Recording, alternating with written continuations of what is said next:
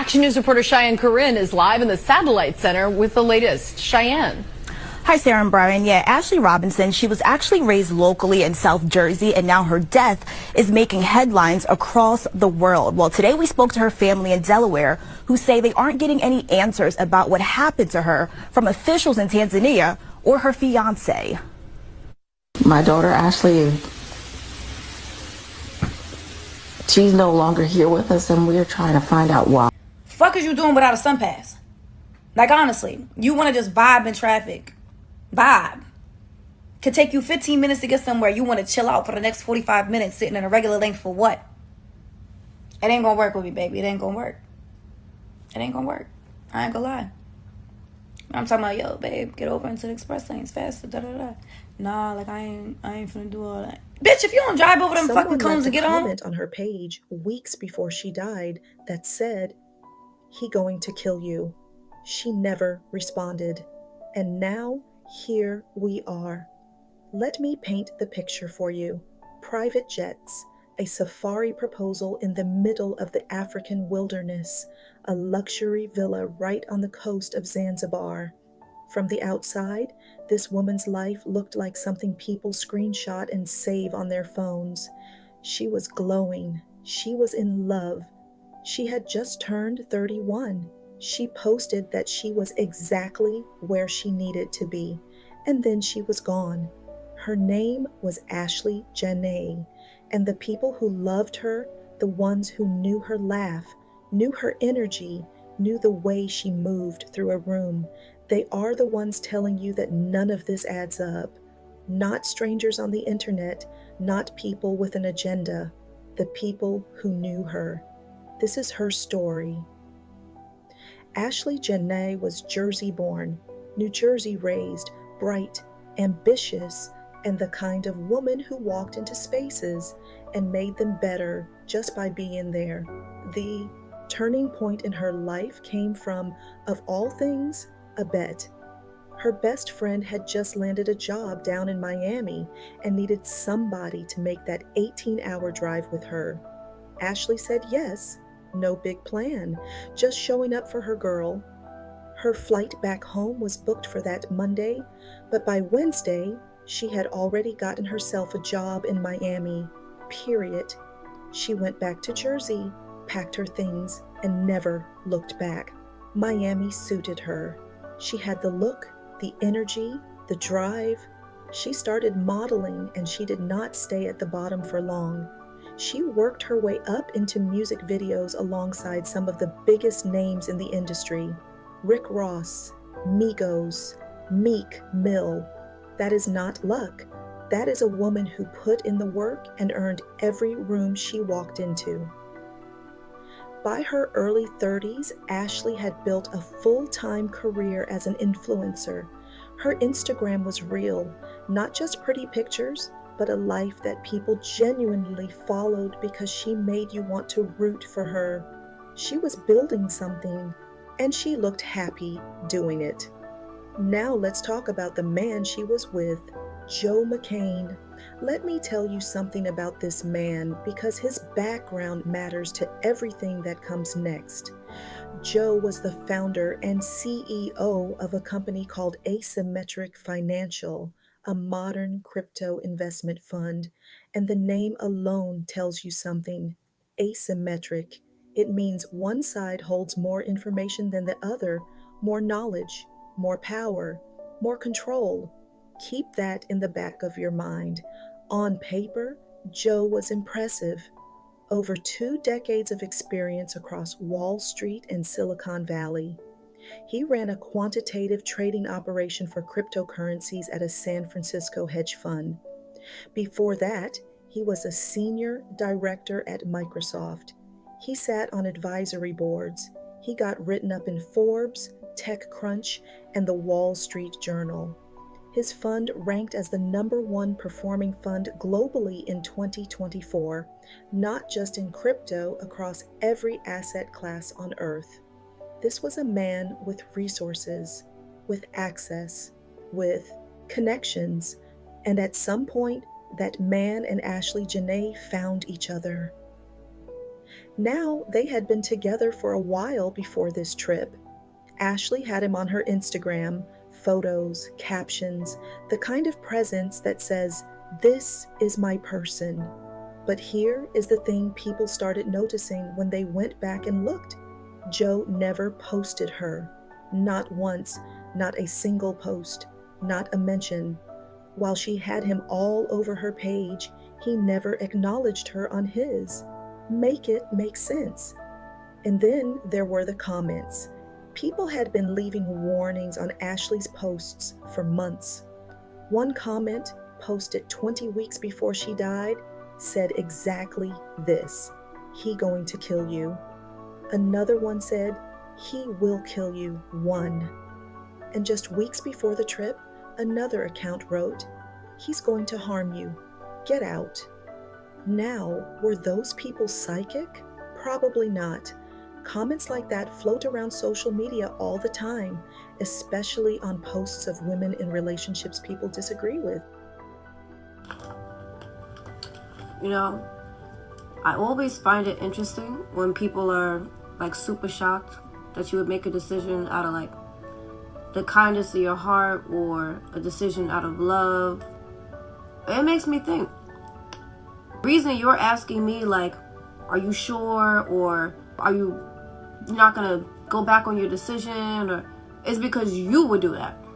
You're so shocked that I would do something because you wouldn't do it. And I sit on that. We give so many people, it's the word I would use, we give them the treatment we wish to receive from them. And they're so shocked when we give it to them because they would never do it for us.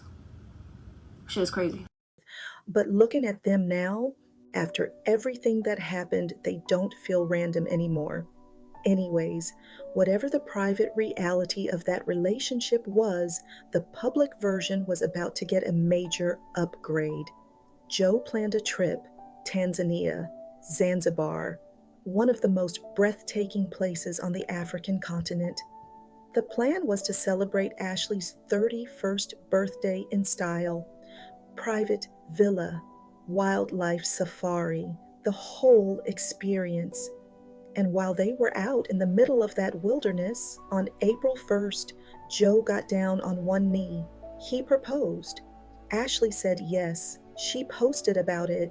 She was glowing, absolutely glowing. Days later, on her actual birthday, April 5th, she went to Twitter and posted photos from Tanzania with a caption that said, "Chapter 31, and I'm exactly where I need to be." Joe replied with one word, "Me." She responded, "Forever." That was one of the last things she publicly posted. What happened next? Ashlee was found unconscious inside her villa at the Zuri Zanzibar, a luxury resort. She was rushed to a local hospital, and hours later, her death was confirmed. Joe McCann told Tanzanian authorities that Ashlee had died by suicide by hanging. Let that land. A woman who had just gotten engaged, who had just turned 31, who posted hours earlier that she was exactly where she needed to be, who, by every account from the people who loved her, showed zero signs of being in any kind of darkness. That is what he told the authorities. Ashlee's family put out a statement, and they said it plainly. Ashlee was found unconscious in her villa and was rushed to a local hospital where her death was confirmed hours later. Nothing about this loss feels real. One moment she was celebrating love, life in truly Ashlee fashion, and the next, she was gone. They described the circumstances as suspicious, and they said, word for word, that the questions surrounding her passing remain unanswered. There was also an early report from unverified sources describing a woman found with a cloth tied around her face in a guest house. The family disputed the specific location. They identified the Zuri Zanzibar villa as where Ashlee was found. The early details conflicted, which is part of why the family put out that statement asking people to rely only on information that came directly from them. What was not in dispute was the claim Joe made, and the people who knew Ashlee were not having it. The moment word got out, the internet moved fast. Ashlee's close friend and PR specialist, Savannah Britt, went straight to Twitter, and she did not hold back. Her post went viral almost immediately. She wrote, "We need justice for my friend. Ashlee Jenae was found dead in her hotel in Tanzania. Her fiancé, Joe McCann, claims she hung herself. Anyone who knows Ash knows she would never commit. We need answers." That post cracked everything open, because here is the thing about social media in cases like this. When the people closest to the victim start speaking, the public starts listening, and what Savannah was saying matched what everyone who knew Ashlee was already feeling. This did not fit. None of it fit. The family followed up with a formal statement shortly after. They described Ashlee as someone who was vibrant, full of life, deeply loved, a woman with so much still ahead of her. They talked about the engagement, the safari, the birthday. They called it what it was supposed to be, her dream trip.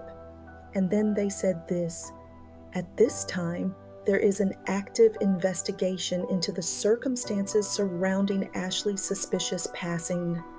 Suspicious passing. Those were their words, the family's words. They also made something very clear. Anything not coming directly from them should be treated as unverified. And that was a smart move, because by this point, the internet was already running in 10 different directions, with theories, conflicting reports, and details that nobody could confirm. So let's talk about what the official investigation actually looked like, because this is where things get frustrating.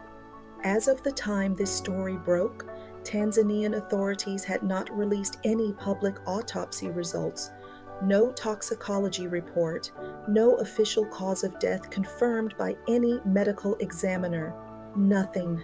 The only cause of death on the table was the one Joe McCann himself had given, suicide by hanging, and even that had not been verified by anyone with any actual authority.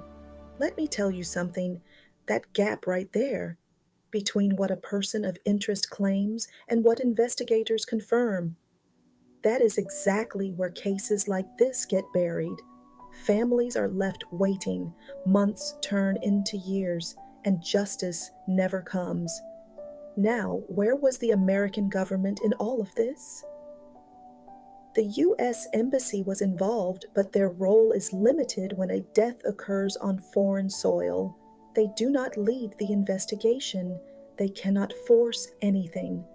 What they do is provide what is called consular services, helping with the return of remains, acting as a bridge between the grieving family and local authorities, and monitoring the investigation to make sure due process is being followed.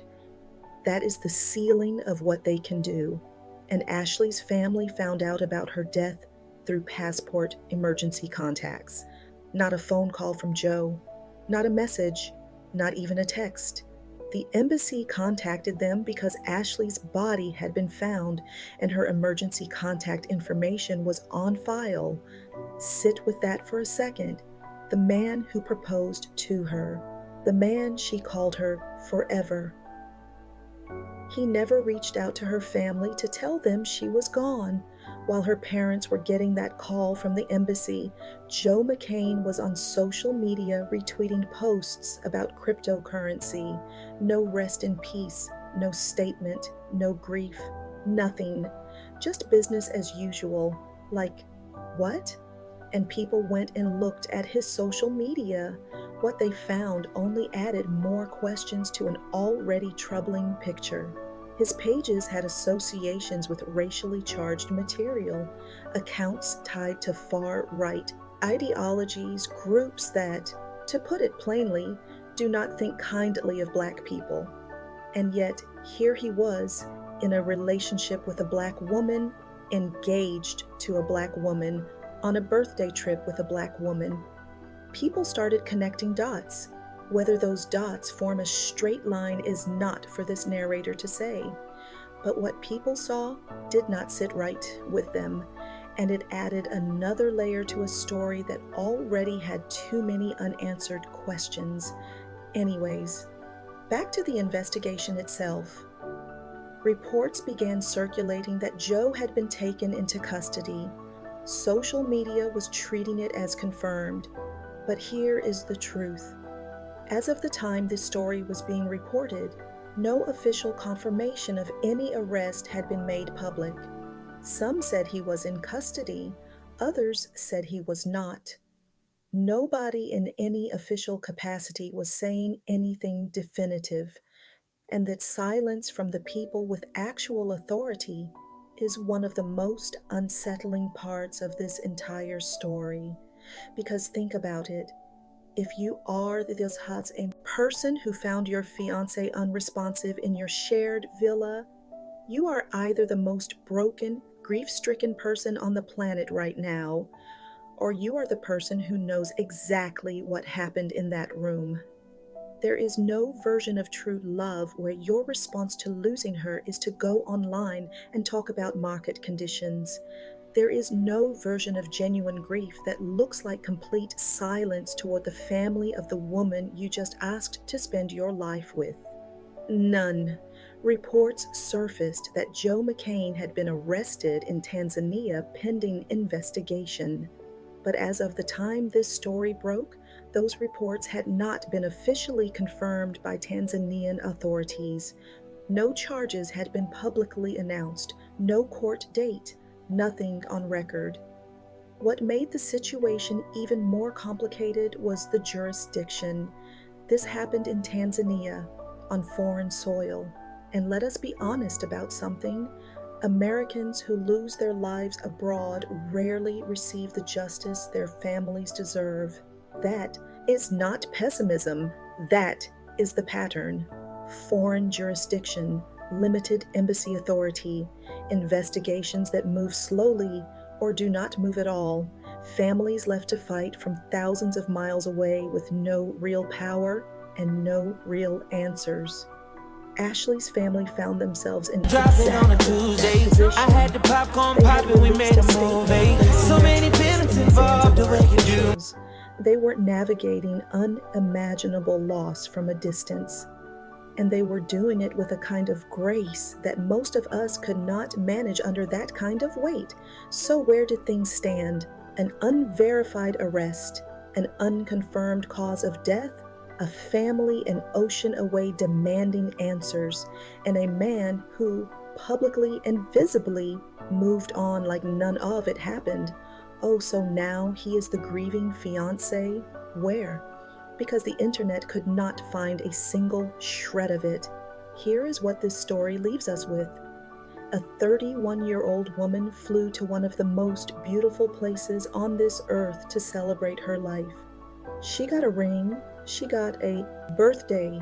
She posted that she was exactly where she needed to be, and she never came home. That is not a small thing. That is somebody's daughter, somebody's best friend. A woman who bet on herself by agreeing to an 18-hour road trip on a whim and turned it into a whole life, a career, a platform, a presence that people Last Christmas, I gave you my heart, but the very next day. And the thing that keeps coming back, the thing that does not go away, no matter how many times you look at this story, is how ordinary the warning signs looked in the moment. A man who never posted her, comments on her page that people probably scrolled past, a relationship that, from the outside, and that's the way I like it. And that's the way I like it.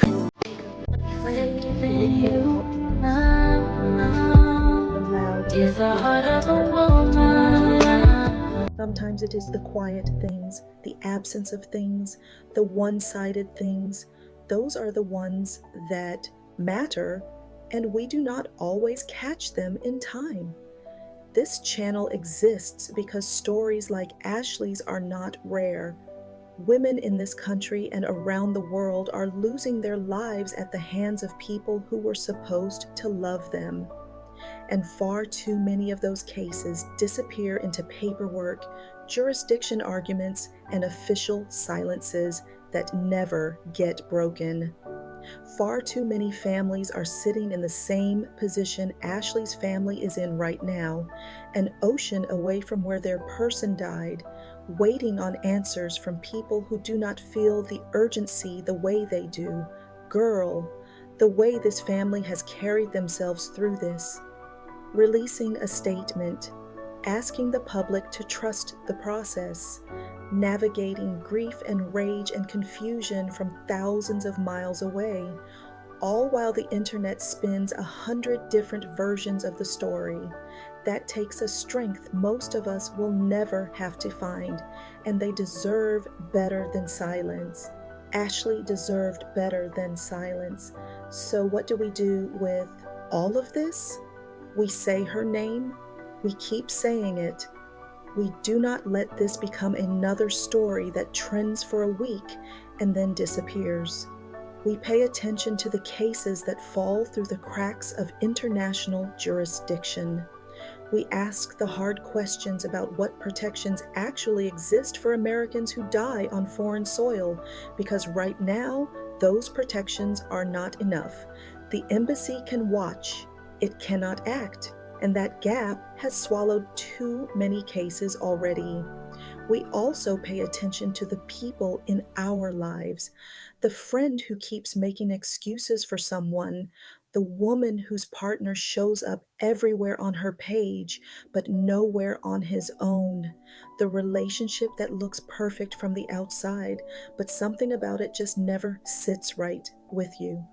Sometimes the people on the outside see things the person on the inside cannot. And the hardest part is knowing when to say something and actually saying it. Ashlee's family is still waiting. The investigation is still ongoing. No official cause of death has been confirmed. No arrest has been publicly verified. And the man at the center of all of it, still posting, still silent, still unbothered. Moving on was never supposed to be his story to tell. It was hers. Chapter 31 was supposed to be a beginning. She said it herself. I'm exactly where I need to be. She had the ring. She had the birthday. She had her whole next chapter mapped out in her head, the way women do when they finally feel like everything is falling into place. Instead, Chapter 31 became the last thing she ever posted. Rest in peace, Ashlee Jenae, New Jersey raised, Miami built, a woman who grinded her way into rooms most people only dream about, who deserved to come home. We are watching, we are not forgetting, and on this channel, we never stop saying her name.